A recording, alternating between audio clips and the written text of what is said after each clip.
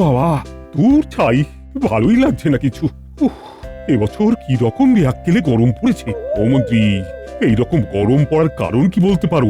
এবার আমের ফলন খুব ভালো হবে। দূর দূর, তোমাকে বললাম গরম কেন পড়েছে, আর তুমি বললে আমের ফলন ভালো হবে। এটা সত্যি মহারাজ যে আমের ফলন ভালো হলে সে বছর গরম পড়বে। তার মানে আমের সাথে ঘামের একটা মিল আছে। গরম না হয় সহ্য করা গেল, কিন্তু ঘামের সাথে যে বিদঘুটে গন্ধ, সেটা দূর করা যায় কি করে? আগে মহারাজ গায়ে আতর ছড়িয়ে দিন। আমি যেমন আতর মেখে রাজসভায় আসি। ও, এই বিদঘুটে গন্ধটা তোমার শরীর থেকেই আসছে। ঠিক যেন পাখির গায়ের গন্ধ।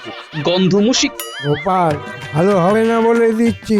তুমি সব সময় কিছু না কিছু বলে সবার সামনে আমাকে ছোট করার চেষ্টা করো। ভুলে যেও না আমি এ রাজ্যের মন্ত্রী। এই চুপ করো তো মন্ত্রী, এই প্যাচ প্যাচে গরমে আর ঘামের গন্ধে তো মন এমনিতেই বেজায় বেজার হয়ে রয়েছে, তার মধ্যে তুমি আর কাঁদুনি গিয়েও না। ও বিজ্ঞানী, কি করে এই ঘামের পচা প্যাচ প্যাচে গন্ধকে দূর করা যায় সেটা ভাবো না। হ্যাঁ, ঠিক আছে মহারাজ, আমি আজ থেকেই ভাবতে শুরু করছি। কিছুদিনের মধ্যেই একটা কিছু আবিষ্কার করে নেব। কিছুদিন মানে? না না না, আমি তোমাকে আজকে রাতটা দিব, কাল আমাকে এই গন্ধ নিবারণের উপায় দিতে হবে। তাই হবে মহারাজ, তাই হবে। তোমার উপর আমরা সবাই নির্ভর করে আছি বিজ্ঞানী। এই দুঃসহ গরমের ঘাম আর ঘামের গন্ধ চিরতরে দূর করে দাও, তবেই মহারাজের শান্তি, আর তার সাথে আমাদেরও শান্তি। গরমের ঘাম দূর করতে পারবো না, তবে শরীরে ঘাম যে গন্ধের সৃষ্টি করে সেটা দূর করতে পারবো আশা করি। ব্যাস ব্যাস, তাতেই হবে।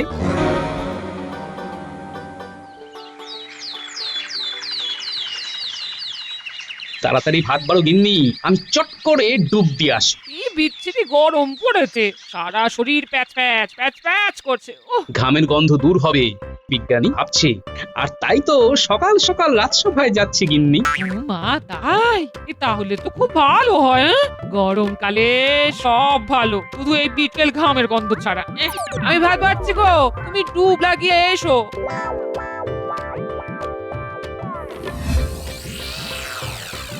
জোরে জোরে জোরে নাড়ো, ওহ, শরীরে যেন ঘাম জমতে না পারে। একটা উপায় আছে মহারাজ, এই ঘামমুক্ত গরমকাল কাটানো। কাল সারা রাত ধরে ভেবেছি, কেবল ভেবেই চলেছি। ভেবে ভেবে এই সিদ্ধান্তে পৌঁছেছি, বলবো মহারাজ? আর বলবেন না, এখন আমরা বিজ্ঞানীর কাছ থেকে শুনবো পচা ঘামের গন্ধ দূর করবার উপায়। হ্যাঁ বিজ্ঞানী, তো তুমি বলো তো, এই রাজসভা কি করে মনোমুগ্ধকর গন্ধে ভরে যাবে? মহারাজ, আমার কাছে এমন একটি জিনিস আছে যেটা মাখলে সারা শরীর স্নিগ্ধ গোলাপের গন্ধে ভরে যাবে। হ্যাঁ, শরীর স্নিগ্ধ হলেই মন স্নিগ্ধ, আর সারা শরীর দিয়ে মিষ্টি গন্ধ বের হলেই রাজসভাও মিষ্টি গন্ধে ভরে উঠবে। বাহ বাহ বাহ বাহ বাহ বাহ, তুমি ধন্য বিজ্ঞানী। তা এই বস্তুটিকে কি বলবো বলো তো বিজ্ঞানী? এই বস্তুটি হলো গোলাপ ফুলের পাপড়ির নির্যাস দিয়ে তৈরি সাবান। স্নানের সময় জলের সাথে মিশিয়ে শরীরে ঢালুন, দেখবেন মন জুড়িয়ে যাবে। এই শুধু একটাই ফুলের নির্যাস আছে? না মহারাজ, আছে 3টি ফুলের নির্যাস, গোলাপ, বেল আর জুঁই। কিন্তু একটা সতর্কবার্তা আছে মহারাজ এই সাবান জল সম্পর্কে। সেটা আবার কি? এই সাবান জলে পা পিছলে গেলে পা ভেঙে যাবে, অতএব সাবধানে স্নান করে জলটা ফেলে দিতে হবে। ব্যাস ব্যাস, ওটা আমাদের বলতে হবে না। স্নান করব, আর স্নান করার পর জল ফেলে দেব।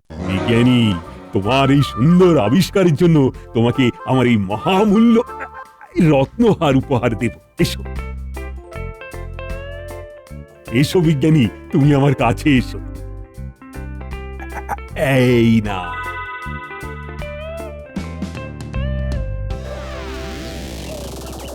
দেখো উজির, আমার মনে একটা দুঃখ আছে। সেই জ্ঞান হবার পর থেকেই এই দুঃখটা ক্রমে বাড়ছে। কি দুঃখ জাহাপানা? এতদিন ধরে তুমি আমার উজির, আর তুমিই জানো না আমার মনের দুঃখ। আপনার তো অনেক দুঃখ জাহাপানা, এর মধ্যে কোন দুঃখের কথা আপনি বলছেন জাহাপানা? তা অবশ্য ঠিক বলেছো, আমার মনে অনেক দুঃখ, কিন্তু এই দুঃখটা খুবই মর্মান্তিক। একটু পরিষ্কার করে বলুন জাহাপানা। আমার পর্বাকৃতি আমার খুবই দুঃখের কারণ। যখন আমার পাশে আমার বেগম দাঁড়ায় তখন আমি লজ্জায় মরে যাই। বেগম নবাবের থেকে লম্বা।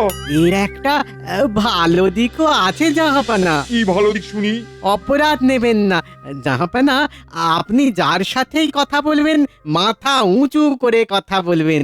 জানেন তো, সাহসী লোকেরা মাথা উঁচু করে কথা বলে আর দুর্বল মানুষ মাথা নিচু করে কথা বলে। যেমন আমি, আপনার কাছে আমি কোনোদিনই মাথা উঁচু কি করতে পেরেছি জাহাপানা?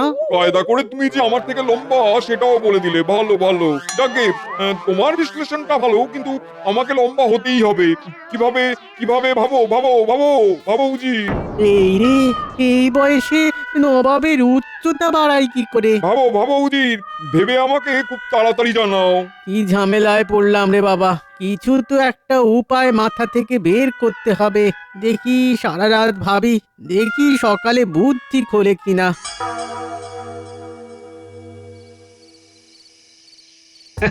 দেখলে গিন্নি, গরম আছে, ঘামও আছে, কিন্তু ঘামের গন্ধ নেই।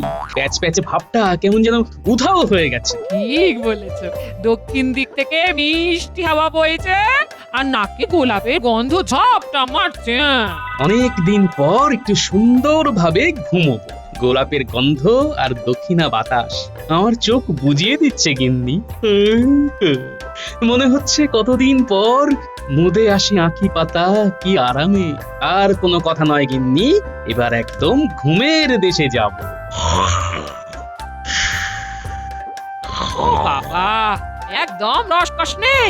কোথায় একটু সুখ দুঃখের গল্প করব না, উনি পড়লেন আর নাক ডাকতে শুরু করলেন। ধুর।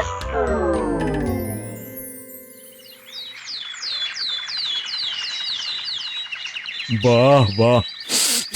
হুম, হুম। আজ সারা রাজসভা কিরকম ফুলের গন্ধে একেবারে ম ম করছে। বিজ্ঞানী, তোমার এই আবিষ্কার আমার মন একেবারে জিতে নিয়েছে। মহারাজের জয় হোক। নবাব সাহেব একটা পত্র পাঠিয়েছেন। দাও দেখি নবাব বাহাদুর কি বলতে চেয়েছেন। ও মন্ত্রী, এই নাও পত্র, পড়ে শোনাও। যথাজ্ঞা মহারাজ। মহারাজ, নবাব বাহাদুর একটা আর্জি করেছেন। নবাব বাহাদুর আর্জি করছেন? তা কি আর্জি, তাড়াতাড়ি বলো।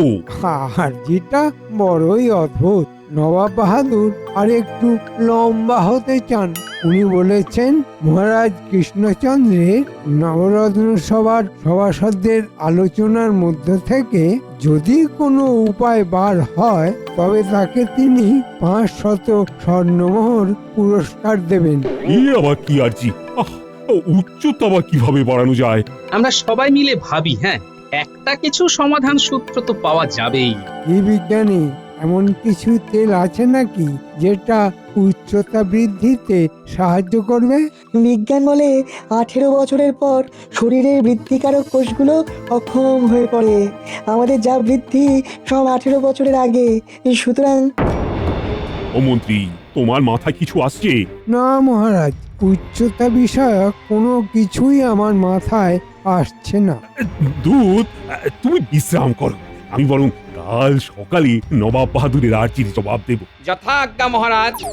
আজ রাতটুকুই আছে ভাবার জন্য। কাল সকালে আমার সমাধান সূত্র চাই। তাহলেই হবে মহারাজ। হাতি ঘোড়া গেল তল, মশা বলে কত জল। আয় মাপি। তুমি কি বিজ্ঞানীর থেকেও বড় বিজ্ঞানী নাকি গোপাল?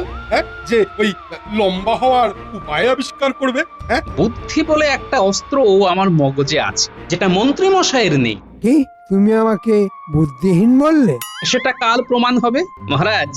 কাল আমি একটা সমাধান সূত্র বার করবই। আর মন্ত্রী মশাইয়ের বুদ্ধির পরীক্ষার জন্য মহারাজ আপনার কাছে একটা আবেদন রাখবো। বলো বলো, কি আবেদন? তোমার সব আবেদন মঞ্জুর।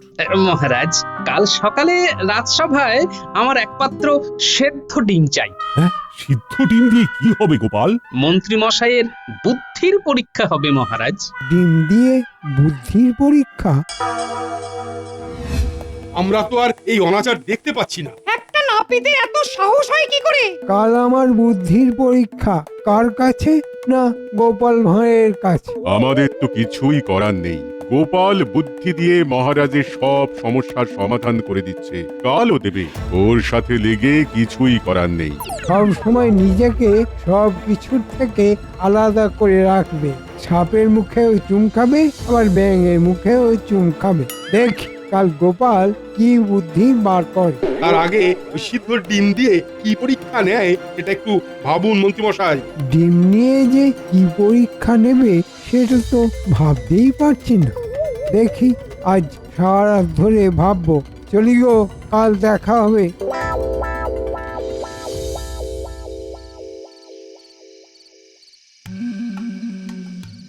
আমি যদি নিজেকে লম্বা দেখাতে চাই তাহলে কি করি? ওগো শুনছো, এই গামলাটাকে এই খাটের তলায় ঢোকাবো, হাতটাকে একটু উঁচু করতে হবে, চার পায়ায় একটা করে ইট দিতে পারলেই আমি ঢুকতে পারি। হ্যাঁ, মার দিয়া কেল্লা, পেয়ে গেছি। লম্বা হবার উপায় পেয়ে গেছি। কি খেলো তো? গরমে মাথা খারাপ হয়ে গেল নাকি গো? ওগো, মাঝ রাতে এরকম ভূতের মতো নেট করছো কেন? ওগো গিন্নি, তুমি যে মোক্ষম সময়ে উঁচু করার মন্ত্রটি মাথায় ঢুকিয়ে দিলে না, তার জন্যই তো আনন্দের নৃত্য শুরু করলাম। ভূতের নৃত্য নয় গো, এ হলো আনন্দের নৃত্য। আমাকে একটু বুঝিয়ে বলো। নবাব বাহাদুর চিঠি পাঠিয়েছেন, তিনি একটু লম্বা হতে চান। এই বয়সে? হ্যাঁ, হ্যাঁ, কিন্তু সেটা তো সম্ভব নয়। তাই ভাবছিলাম কিভাবে সাময়িক লম্বা হওয়া যায়। ঠিক তখনই তুমি বিছানাকে ইট দিয়ে উঁচু করার কথা বললে। ব্যাস, হয়ে গেল, মাথায় এসে গেল। এবার সকালে গিয়ে মুচিকে দিয়ে নবাব বাহাদুরের জন্য একটা জুতো তৈরি করতে হবে, বুঝলে? তার মানে এটা আমার বুদ্ধিতে হলো? এটা হলো সতীর পুণ্যে পতির পুণ্য। কথাটাকে একটু উল্টে দিলাম গিন্নি।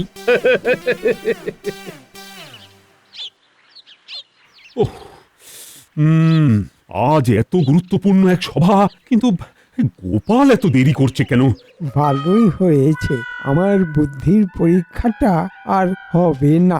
আসল কাজে গোপাল কবে তাড়াতাড়ি এসেছে মহারাজ, মাথায় কিছু আসেনি, তাই বাড়িতে বসে ছুটি কাটাচ্ছে। তা তোমার মাথায় কিছু এসেছে? আগে মহারাজ, আমার শ্বশুরবাড়ির কাছে এক মহাযোগী আছেন, উনি গায়ে হাত বুলিয়ে দিলেই মানুষ এক হাত লম্বা হয়ে যায়।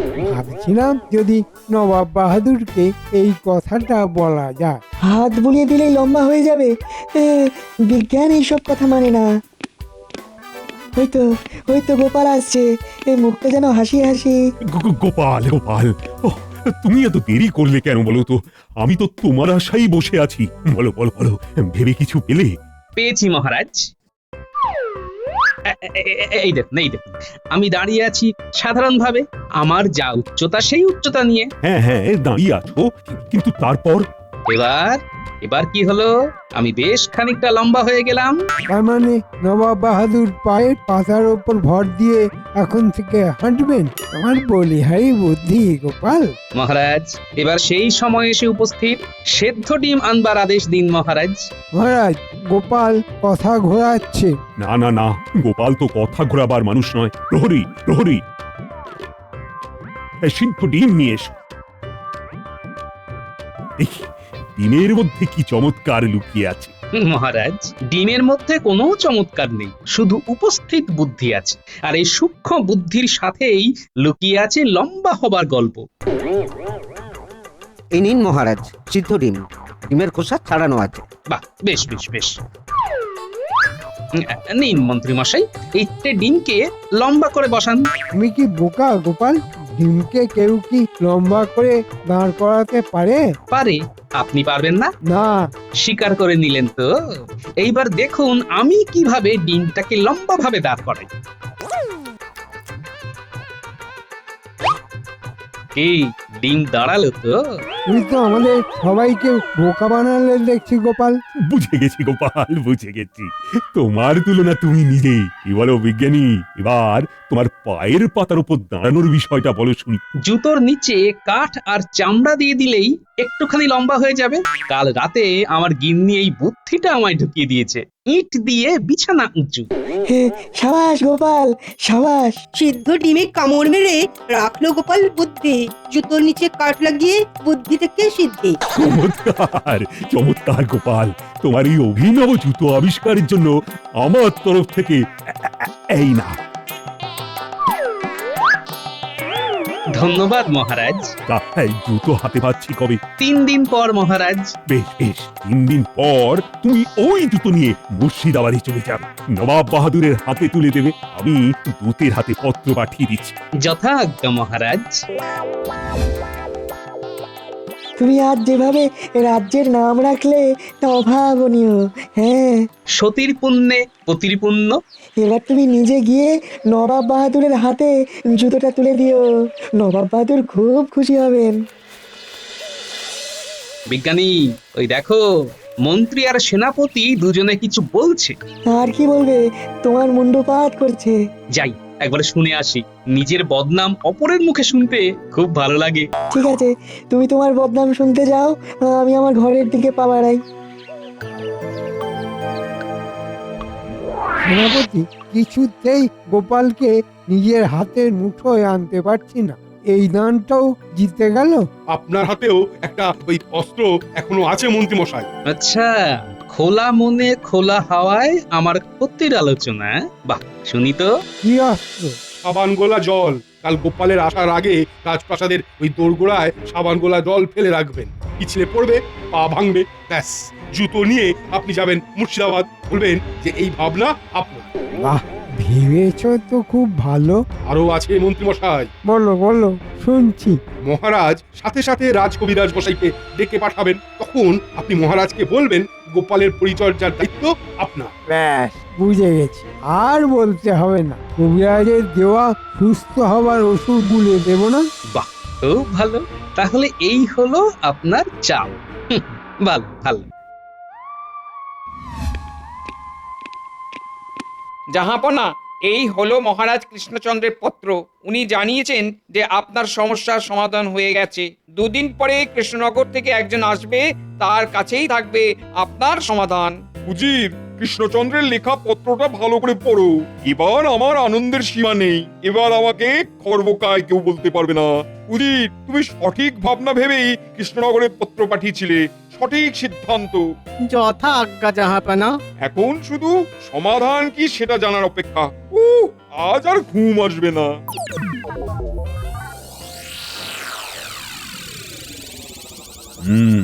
রাজ্যের মন্ত্রী আর সেনাপতি দেখছি খুব ভাব। মনে রাখবেন মহারাজ, মন্ত্রী মন্ত্রণা দেয় দেশের হিতে, আর সেনাপতি দেশ রক্ষা করে। সুতরাং গোপাল এখনো এলো না। কোথায় গেল গোপাল?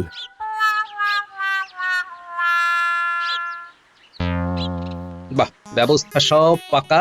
এবার আমার মন্ত্রী মশাইয়ের পাতা ফাঁদে পড়ে 2 দিন অভিনয় করতে হবে। ঠিক আছে, চল। ওরে বাবা রে, এই দরজার গোড়ায় কে সাবান জল ফেলে রেখেছে রে? গোপালের আওয়াজ মনে হলো না। তাই তো মনে হলো। দেখুন আবার গোপাল কি বিপদে পড়লো। কি গোপাল এখানে পড়লে কি করে? খুব লেগেছে? কি আর করবো মন্ত্রী মশাই, কোন ব্যাককেলে মানুষ দরজার মুখে সাবান জল ফেলে রেখেছে। সত্যি এখানে সাবান জল? মন্ত্রী, কি ব্যাপার? ও বাবা, মহারাজ, মন্ত্রী মশাই কিভাবে জানবেন? এ তো সাধারণ ব্যাপার। আমি গোপালের সব দায়িত্ব আমি আমার কাঁধে তুলে নিলাম। মুর্শিদাবাদে যাবার কথা, সেটা কি হবে? সে না হয় আমি চলে যাব। ভাবছেন কেন মহারাজ? আমি ঠিক সুস্থ হয়ে উঠবো। তোমায় সুস্থ হওয়াচ্ছি। তুমি এখন আমার হেফাজতে বিশ্রাম নাও। মহারাজ, গোপালকে রাজবাড়ির অতিথিশালায় রেখে অবিলম্বে চিকিৎসার ব্যবস্থা করুন না। ও ভালো বলেছো মন্ত্রী। আজ থেকে গোপাল তুমি রাজ অতিথিশালায় চিকিৎসাধীন থাকবে। রাজবৈদ্য, তুমি এক্ষুনি গোপালের চিকিৎসা শুরু করো। এইরকম একটা যে হবে সেটা আমি আগেই ভেবে রেখেছি। গিন্নিকে সব বলা আছে। এবার এখান থেকেই মুর্শিদাবাদ চলে যাব, শুধু কিছুদিন রাজভোগ খাবো।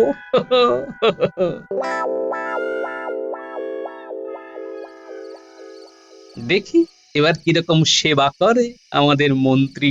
গোপাল, আর চিন্তা নেই। তুমি এখন আমার জিম্মায় আছো। তোমার সব দায়িত্ব আমার। গোপাল, তুমি খুব ভাগ্যবান। মন্ত্রী মশাই এবং সেনাপতি তোমার সেবা করছে। আমার মতো ভাগ্য যেন সবার হয়। মন্ত্রী মশাই, আপনার এই সেবা আমি জন্ম জন্মান্তরে ভুলবো না। আমি খুব তাড়াতাড়ি সুস্থ হয়ে যাব। আর সে তো নিশ্চয় তুমি ঘন্টা সুস্থ হবে। রাজবৈদ্যর ওষুধ তোমাকে খাওয়াচ্ছে না, তুমি এখন শুয়ে থাকো, আমি জুতো নিয়ে মুর্শিদাবাদে যাব।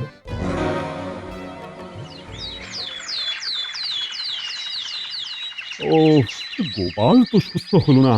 ও মন্ত্রী, নবাব বাহাদুরের কাছে না গেলে তো কথার খেলাপ হবে। এটা নিয়ে এত ভাবনা কেন মহারাজ? আমি তো আছি নাকি? আপনি একদম ভাববেন না। তা কোন মুচির কাছে জুতোটা তৈরি করতে দিয়েছে সেটাই তো জানি না। আমি গোপালের কাছে গিয়ে জেনে আসছি মহারাজ।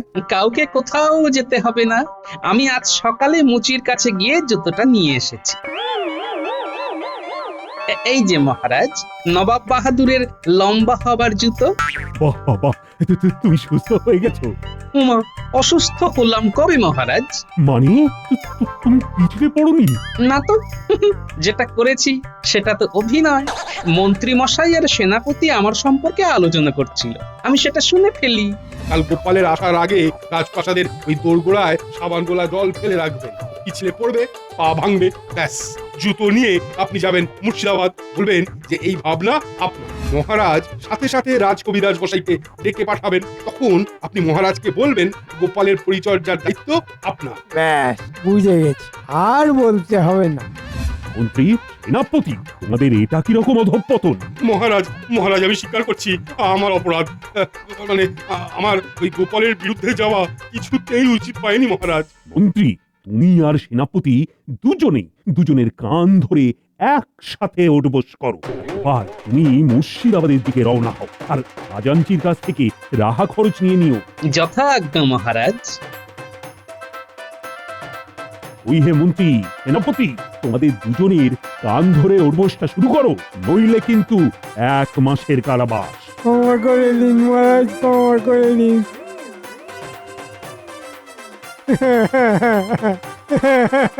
ক্ষমা নেই, বরং ওঠবস আছে। শুরু করো, হ্যাঁ।